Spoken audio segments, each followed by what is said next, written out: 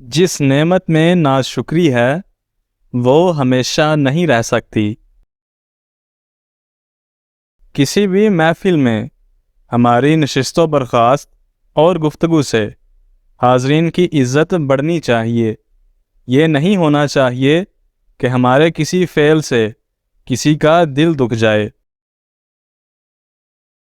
اصلاح نفس کی ہمہ وقت کوشش کرتے رہو تاکہ ہمارے اندر اچھی صفات پیدا ہوں۔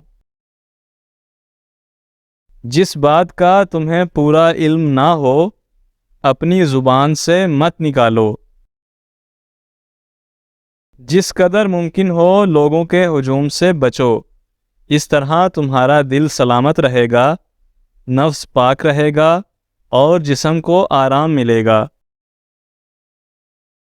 جو بات تم اپنے دشمن سے چھپانا چاہتے ہو اپنے دوست سے بھی مت کہو، ہو سکتا ہے کہ وہ بھی کسی روز تمہارا دشمن نہ بن جائے۔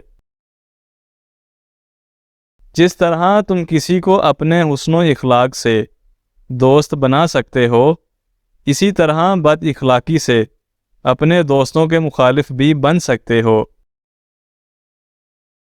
جوانی میں ایسے کام کرو جو دین اور دنیا دونوں میں مفید ہوں۔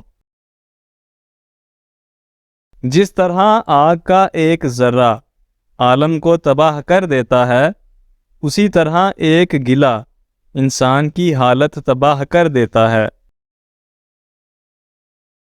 خبردار، اس عورت پر ہرگز بھروسہ مت کرو جو کند ذہن اور بے شعور ہو۔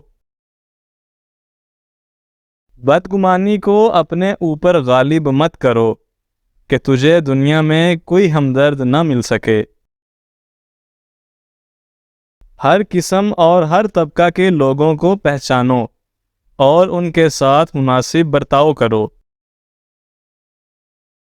اصلاح پسند اور عقل مند لوگوں سے مشاورت کرتے رہو۔ نیکی کر اور مخلوق کو طریقہ نیکی سکھا، بدی سے دور رہ اور مخلوق کو بھی بدی سے دور رکھنے کی کوشش کر۔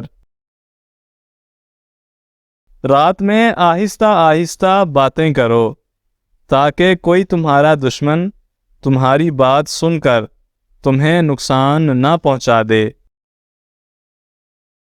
کبھی خود پر بڑھاپا محسوس کرنے لگو تو رات کو چھوٹی مکھی کا شہد اور انجیر کھا کر سو جاؤ، جوانی واپس لوٹ آئے گی۔